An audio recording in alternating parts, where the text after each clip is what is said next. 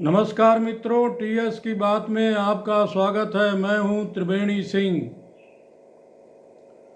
रामचरितमानस के चौपाई को स्वामी प्रसाद मौर्य द्वारा गलत व्याख्या करना एक सोची समझी रणनीति का हिस्सा है। पहले यह खबर आ रही थी कि यह बयान स्वामी प्रसाद मौर्य का निजी बयान है, इससे समाजवादी पार्टी का कोई लेना देना नहीं है। लेकिन जब एसपी ऑफिस पर गर्व से कहो हम शूद्र हैं का पोस्टर लग गया, तब से यह बिल्कुल साफ हो गया कि समाजवादी पार्टी जातिवादी कार्ड खेल रही है और इसके लिए अखिलेश यादव अंगद की तरह अपना पैर जमाकर स्वामी प्रसाद मौर्य के पक्ष में खड़े हैं।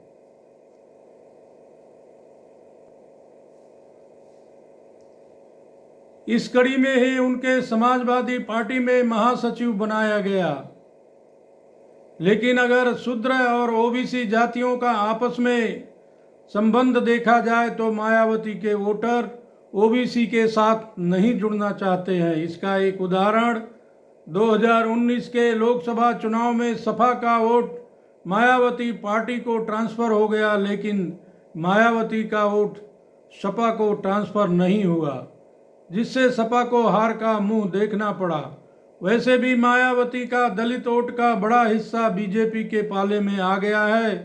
बसपा के पास केवल 13% वोट बचे हैं। इसमें मायावती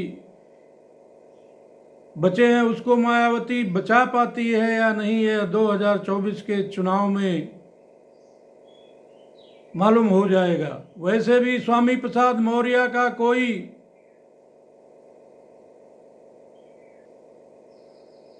कोई बड़ा वोट बैंक नहीं है। वह मायावती के सहारे उनकी चरण वंदना करके चुनाव जीते और मंत्री बने।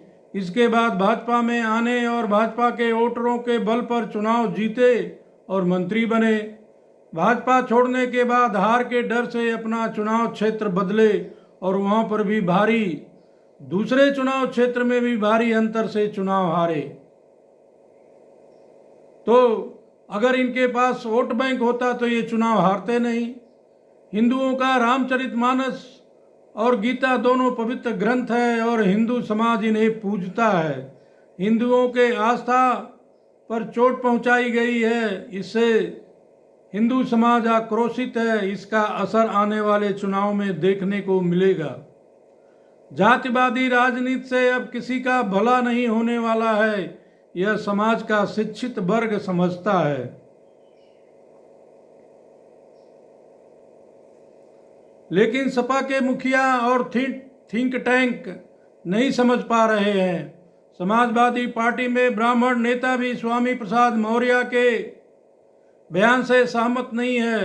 एसपी में इस बात पर उबाल है। इसी बीच सपा की 2 महिला नेत्रियां रोली तिवारी जो पार्टी की प्रवक्ता रही हैं और ऋचा सिंह जो 2 बार समाजवादी पार्टी से एमएलए का चुनाव लड़ चुकी हैं, इन दोनों नेत्रियों को सपा ने बिना कारण बताओ नोटिस दिए पार्टी से बाहर कर दिया, क्योंकि यह दोनों नेत्रियां स्वामी प्रसाद मौर्य के बयान से सहमत नहीं थी और रामचरितमानस के चौपाई के पक्ष में थी। इससे एसपी का पोल खुल गया है। इन सब घटनाओं का बारीकी से अवलोकन करने से यह पता चलता है कि समाजवादी पार्टी रामचरितमानस की चौपाई के आड़ में जातिवादी राजनीति को बढ़ावा दे रही है। जिस शूद्र वोट का हवाला दिया जा रहा है वह वोट बैंक भाजपा के पास है और वह लाभार्थी वोट बैंक है। समय के साथ यह विचार करने वाली बात है कि अब समाज में जातिवादी वोटों के सहारे चुनाव नहीं जीता जा सकता है। दूसरी बात मैं यहाँ पर रेखांकित करना चाहूँगा कि जो नेता दूसरे के बैसाखी के सहारे राजनीति किया है वह सपा का सहारा कैसे बन सकता है। लेकिन सपा इस बात को मानने के तैयार नहीं है। सपा के सर पर जातिवादी राजनीति का भूत चढ़ा हुआ है और वह 2024 के लोकसभा चुनाव में उतर जाएगा।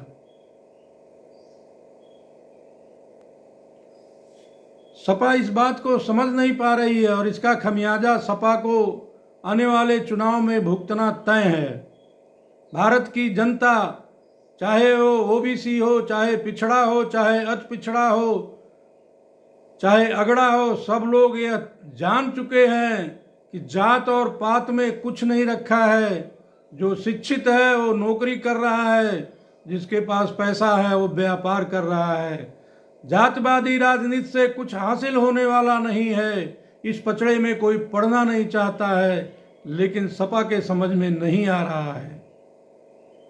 प्रिय दर्शकों, अगर आप मेरे चैनल पर नए हैं या अभी तक सब्सक्राइब नहीं किया है तो मेरा आपसे विनम्र अनुरोध है कि आप मेरे चैनल को सब्सक्राइब करें तथा मेरे चैनल के साथ जुड़ें तथा मेरे वीडियो को ज़्यादा से ज़्यादा लाइक करें और शेयर करें।